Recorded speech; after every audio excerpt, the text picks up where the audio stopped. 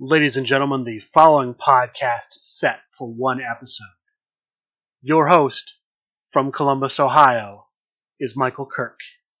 Welcome to the Outlaw Mudcast. Hello and welcome to the Outlaw Mudcast, your digital audio dirt sheet for all things Super Show.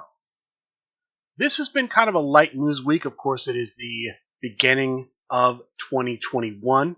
We're in a new year. Of course, we're kind of in that period between Christmas and New Year's, so there's not a lot new to report.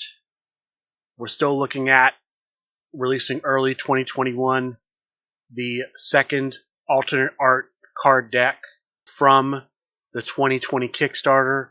We're still looking at the Steel Cage decks coming out, and we're still looking at New Japan Pro Wrestling cards coming out sometime within the next month to 3 months, I would assume. Hopefully sooner rather than later, but that's where we are. On Talk of the Universe this week, they did do an art spoiler for all of the cards in the second alternate art deck. I will do a special on that deck once it releases. I have done a special on the first alt art deck. Look for that to be coming out soon, but it is recorded. It is close to being ready to be released. The big things that did come out this week on Talk of the Universe were some new championships that we may see. Number one, they debuted a brand new Mid-West Coast Championship. This actually covers most of the United States, not already covered by the Tri-State Championship and the Deep South Championship. It covers Western Pennsylvania, so Philadelphia would be covered by the Tri-State Championship. Western Pennsylvania would be part of the Midwest Coast. All of the Midwest, all of the West. Pretty much what is not covered under the Tri-State or Deep South Championship is covered by the Midwest Coast Championship. How do I know this? The states that are pictured on the Midwest Coast Championship belt are the states that it covers. This includes Alaska. It does not include Hawaii.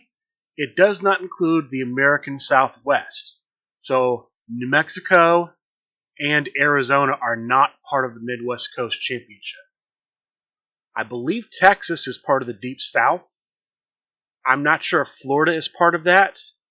That means that as of right now, Florida, Arizona, and New Mexico, and Hawaii are not on a belt.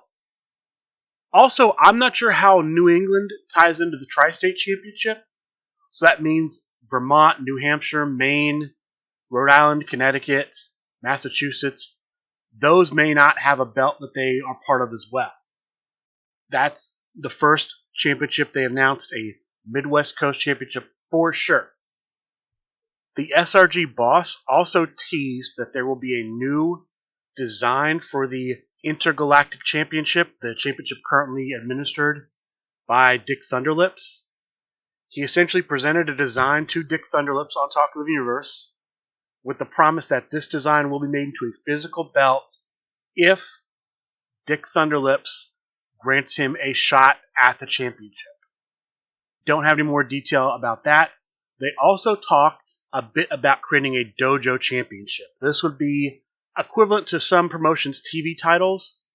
It's a belt that would have to be defended every week on the dojo. And so, presumably, if you won it, you'd have to show up on next week's dojo and defend it. If you could not show up, you'd be stripped. And then I'm not sure how the defenses would work. If when you were picked to be part of the Tuesday Night Dojo, if maybe part of the random stipulation would be a championship match. But this was something they teased that could be a possibility in the future. I'm not sure how I feel about this. There are a lot of championship belts in the LFF right now. Of course, we have the classics, the LFF World Heavyweight Championship, the Underworld Championship, the tag team, the Tornado Tag Team, and the trios. We've since added on the Hardcore, the Triad, regional titles, the LFF Tri-State, Deep South, now the Midwest Coast. Of course, the Intergalactic, the United States Championship. I forgot to mention those. But we're getting a lot of belts, and I'm wondering if it's starting to be too much. So, not ready to say it yet, but it's getting close. It could be a little too much. Speaking of championships, regional championships, Brian Waitford Schmidt, the current LFF Tri-State champion who just defeated the Void, took on TJ Marconi in his first defense. Brian Waitford Schmidt using his own competitor, TJ Marconi using the villain Marty Skrull, and in a very short match, Brian Schmidt successfully defended. He is still the LFF Tri-State champion. Congratulations to him. The last bit of news for this week, outside of tournaments, is going to be the Create a Competitor competition, the 2020 CCC news. Last week was Match 5. Match 5 ended Friday, New Year's Day. The 4 competitors in that match were Ron Rockinghand, Pride, the Philosopher Woody Creed, and the One-Armed Bandit. The final vote tally was 201 votes for the Philosopher, 202 votes for Ron Rockinghand, 249 votes for the One-Armed Bandit, and 461 votes for Pride. Pride wins the 5th match of the first round of the CCC. Congratulations to him. He's moving on to round 2. This week, coming up, starting 10 p.m. Eastern, 9 p.m. Central, Wednesday night, and concluding 48 hours later on Friday night, January 6th to January 8th, Match 6 will feature the following competitors: the Meme Dealer, Avery the Instigator McSorley, Heinz Duncan, and the Misfit. The Meme Dealer, I believe, is Sean Loeb, another version of Sean Loeb. Heinz Duncan is a German competitor created by Bobby Ohio. The Misfit is Joel Stinson, I believe, part of the Firing Squad. I am not 100% sure on that. I know the Firing Squad has had some personnel changes lately, but I believe he's still a member of the Firing Squad. And then Avery the Instigator McSorley. I really don't know much about Avery the Instigator McSorley. I know that he, per his story, and by the way, all of the stories for all 4 of these competitors are posted on the SRG Super Show discussion group on Facebook. You can read about those now. Avery the Instigator McSorley is a former hockey player, now joining the Legendary Fighting Federation, or at least attempting to, through the CCC. I encourage you to check out those 4 competitors, decide who you want to vote for, and support them. Voting again starts 10 p.m. Eastern, 9 p.m. Central, Wednesday night, after Talk of the Universe, and runs for 48 hours. You can vote once per hour. So yeah, I encourage you to get behind who you'd like to see in the game. That is going to do it for the news for this week. Like I said, it's a very light news week. Before we get into the tournament picture, what happened in the tournaments, I'm going to talk about a couple recently released competitors. We are, of course, starting off a brand new year, 2021, and saying goodbye to 2020. A lot of people were not happy with 2020. They would hope to never see anything like what we saw in 2020 again. And so, in that spirit, I will start with a competitor that you will never see in the LFF, the Invisible Man. There are 2 versions of the Invisible Man. One version comes with finishers, the other does not. You cannot run the finishers from the second version with the original version because the logos are different. I'm going to go through the original, and then I'll go through the new one. They are similar, but not quite. We'll start with the original. Invisible Man has no finishers of its own. Here are the skills and gimmick. Power 5, Technique 8, Agility 10, strike 9, submission 6, grapple 7. When you roll grapple for your turn roll, your opponent may discard 1 stop from their hand. If they do not, add 1 stop from your discard pile to your hand. If I look at the cards at 14, 13, and 15, with an agility of 10, kick in the corner makes sense at 13. This will stop a grapple if your agility is higher than your opponent's agility. With a strike of 9, nothing makes sense. You'd run the agility stop at 13 over the strike stop. Technique of 8, single leg crab makes the most sense there. That will stop a strike if your technique's higher than your opponent's technique. So not a lot of great stops. You're going to run 1, maybe 2 at 13 through 15. So kick in the corner at 13. Recommend single leg crab at 15, up to you. 14, play what you want. I'm going to hold off talking about the gimmick on the Invisible Man until I talk about the skills and gimmick for the new Invisible Man, the one that comes with finishes. Let me give you this new version of the Invisible Man. There are actually 2 art versions of the Invisible Man. The second version, one version of the art for Invisible Man Mark II is the same art as the original. The other version features simply a silhouette, but both art versions of 2 have the same skills and the same gimmick. Here they are. Power 10, Technique 6, Agility 7, Strike 8, Submission 9, Grapple 5. When you roll Agility for your turn roll, your opponent may discard 1 stop sign icon from their hand. If they do not, add 1 stop sign icon from your discard pile to your hand. Stop sign icon in this case refers to stop card. So the gimmicks are essentially the same gimmick. The difference is the original is based on grapple, the new one is based on agility. Both of those skills are the printed 7 skill on the competitor. So essentially when you roll your printed 7, your gimmick fires. Now, as far as stops in the 13 through 15 slot, the new version of Invisible Man is much better. With a strike of 8, you can run Running Lariat at 13. This will stop a grapple if your strike is higher. With a submission of 9, you can run Bow and Arrow at the number 15. This will stop a strike if your submission is higher.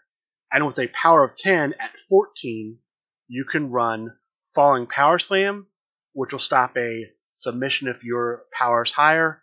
Or, because you have a strike of 8, you could run the skill requirement card, the 7 Seals. It does exactly what a Falling Power Slam does, but it also allows you to put a card from your discard pile on top of your deck.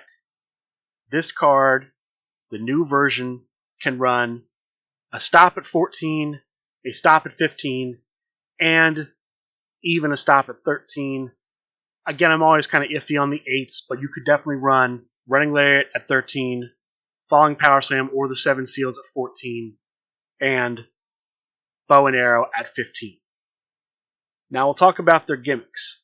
So when you roll your printed 7, agility on the new version, grapple on the old version, your opponent can discard a stop from their hand. If they don't, then you can add a stop from your discard pile to your hand. So that's very nice. You can either take away your opponent's stops when you roll 7, or you can gain cards back, stop cards specifically. So either your opponent will lose stops or you will gain stops. So this is a nice sort of way to balance out stops when you roll that 7. And of course, 7 is not so low that you can't win. If your opponent rolls a 5 or 6, you roll your 7, you're going to win. You're going to force your opponent to either discard one of their stop cards or let you get one of your stop cards back. Now let's look at the finishes for the Invisible Man. Finish strike number 28, Destruction of the Fourth Wall. +2 to agility, +1 to submission. Your opponent randomly reveals 3 cards in their hand. Bury 2 of them, or put 3 stop cards from your discard pile on top of your deck.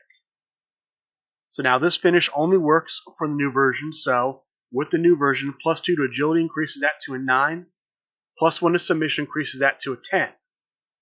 It'll give you a 5, 6, 8, 9, and 2 10s, 50% chance to roll 9 or better, 1 out of 3 to roll 10.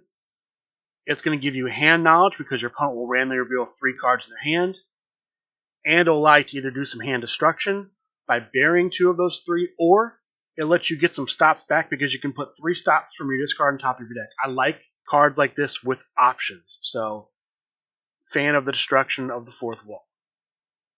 Let's look at the Finish Grapple next. The Invisible Destroyer, number 29.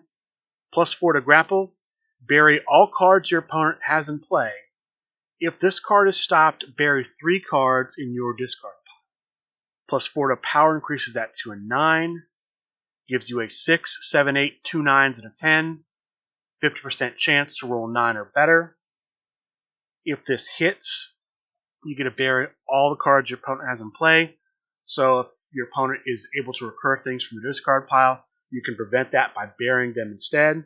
However, if it's stopped, you have to bury 3 cards in your discard pile. If there are cards you're trying to recur from your discard pile directly to your hand, that might hurt you.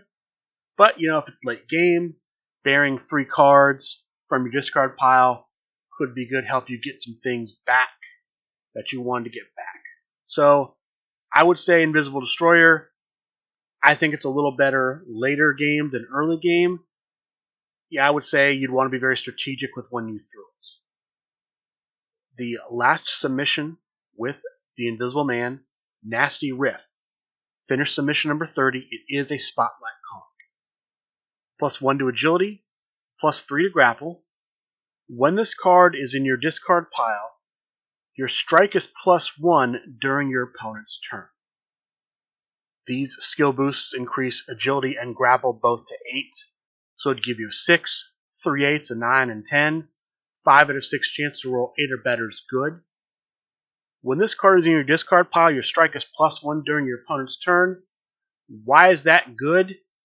Well, I talked about Running Lariat being kind of an iffy stop at number 13 because 8's not necessarily the strongest. But if Nasty Riff is in your discard pile, your strike skill is now a 9 during your opponent's turn. So a Running Lariat is better when you have a 9 skill than when you have an 8 skill. I would definitely recommend packing Running Lariat with Nasty Riff because as long as Nasty Riff is in the discard pile, Running Lariat is much more effective. One thing I thought about with both of these competitor cards, especially if you decide to go with the original version that has no finishes, is because you can add stops from your discard pile to your hand, there are not many generic stop finishes. There's one in the game, Atomic Double Knee. It's a finished strike, number 28. It says, stop double death drop, +1 to your 2 lowest skills.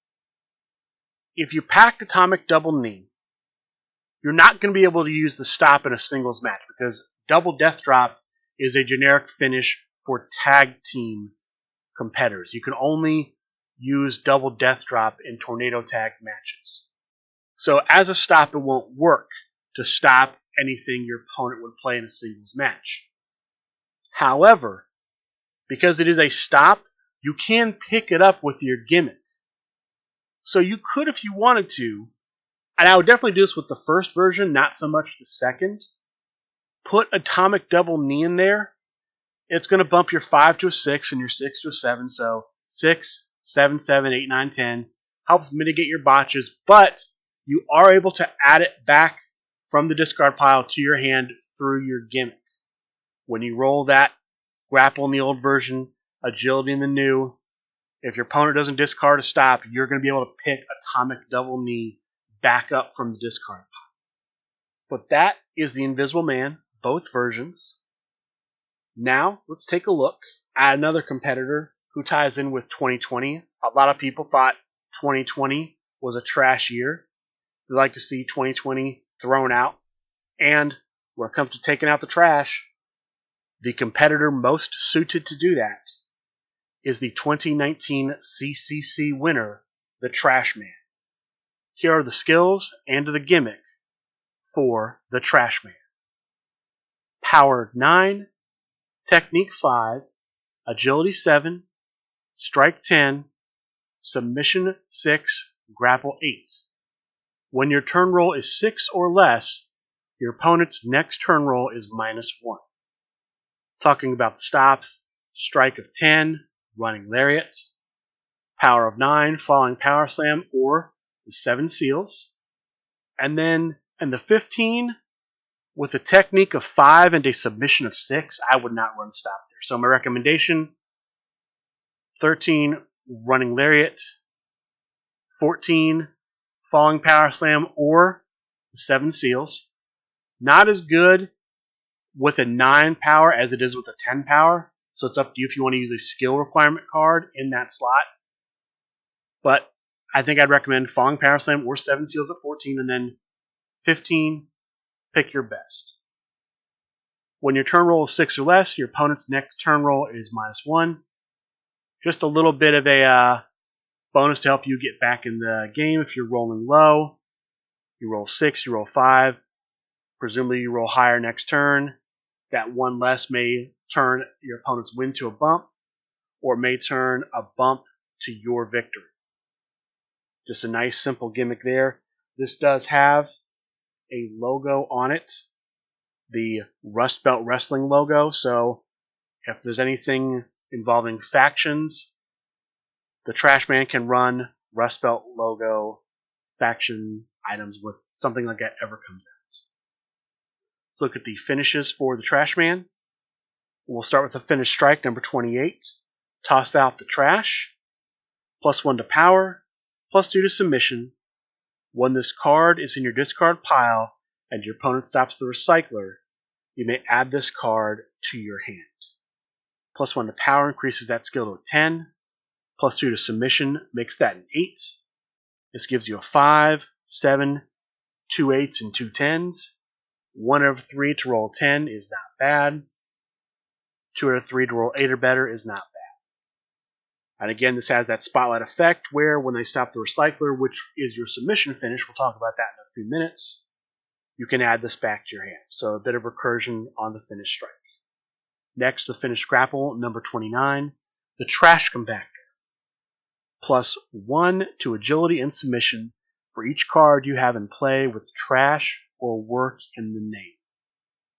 This card triggers itself because it has trash in the name, so when you hit Trash Compactor, you'll have a minimum of +1 to agility and +1 to submission. That increases the 6 and 7 to a 7 and 8, so at a minimum, you'll have 5, 7, 8, 8, 9, 10. And if you have more cards that have trash or work in the name, working on the knee, I believe, is a card, work Trashman work, trash bash smash, any of those type cards, those just give you additional pluses to those 2 skills. So it can give you, if you have the right cards in this deck, some nice bonuses when you hit the Trash Compactor. The last finish submission number 30, the Recycler. +1 to technique, +1 to grapple. If you have 3 or more cards in play with work or trash in the name, your opponent gets 1 breakout roll this turn. Like I mentioned with the grapple, you want to put cards in this deck that have work or trash in the name. Same thing with Recycler, you want to have cards with work or trash in the name, because if you have 3 or more, but at least 3, the Recycler makes it so your opponent only has 1 breakout roll. Turns it into a Circle of the Sun. Bonus-wise, +1 to technique makes that a 6. +1 to grapple makes that a 9. 2 6s, 7, 2 9s, and a 10. 50% chance to roll 9 or better is good. And with the 1 breakout roll, if you have the 3 or more cards with work or trash in the name in play, could make that a devastating submission finish. So, alright, that was the Trashman. Before that was the Invisible Man. Let's talk about the tournaments from this past week. We had quite a few. We'll start with Wednesday. Wednesday, we had another Proving Ground tournament. These, of course, run by the Dread Pirate tech support Simon Strauss. This was a tornado tag tournament. You had to either use a tornado tag card, or you could use single competitor cards as a tornado tag team, but the skills had to match up perfectly. In other words, if you used two singles competitors, you had to have, when you added all their skills together, a 20, an 18, a 16, a 14, a 12, and a 10. If you didn't have that perfect matchup, you could not play it. The top four in fourth place, using 2 cats, 2 Purius, was Jeff McPeak. In third place, using Zen Garden, Bob Dunn. The finalists were Matt Hass using cryptocurrency, and Mac McPeak using 2 singles competitors, Mac Attack and Mistress of Mayhem, J.K. Brawler. The victor here with 2 singles competitors was Mac Attack. Congratulations to her. She gets 3 points. Matt Hass gets 2. Bob Dunn gets 1 point. Again, once you have earned 15 points, you are no longer eligible to play in Proving Ground events.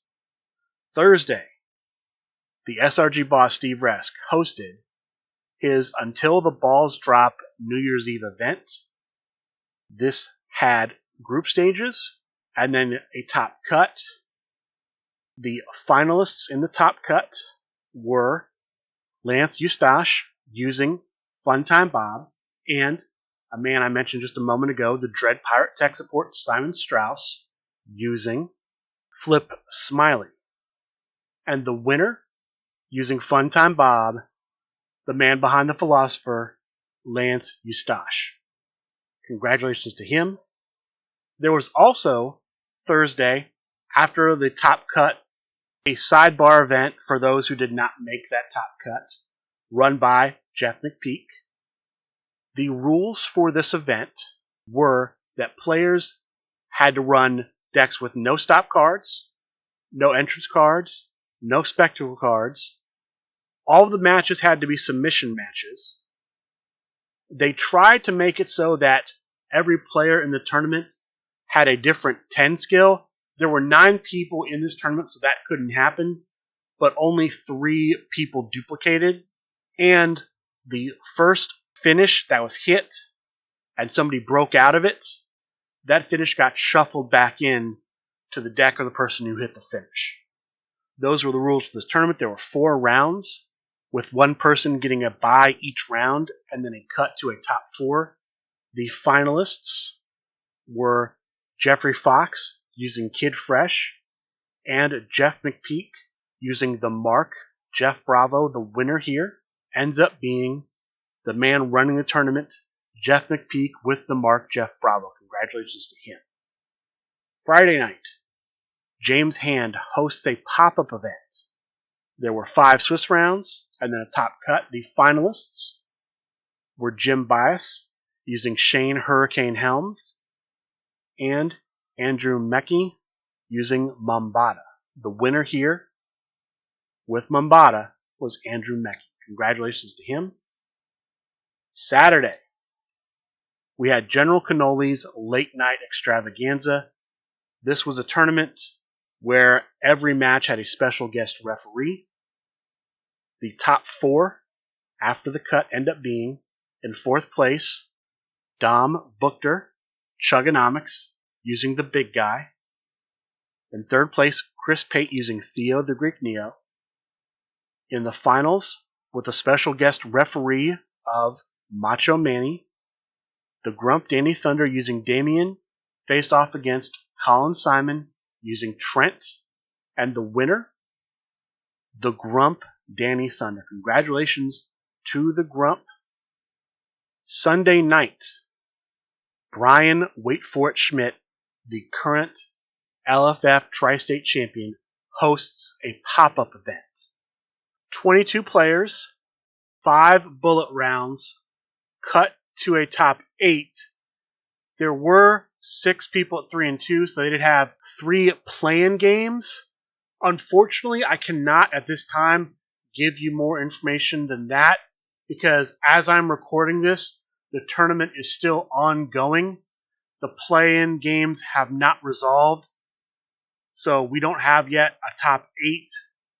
I will say that the winner of this tournament will, per General Manager Loudmouth Leo Larynx, the winner of this tournament will get a shot at the LFF Hardcore Championship.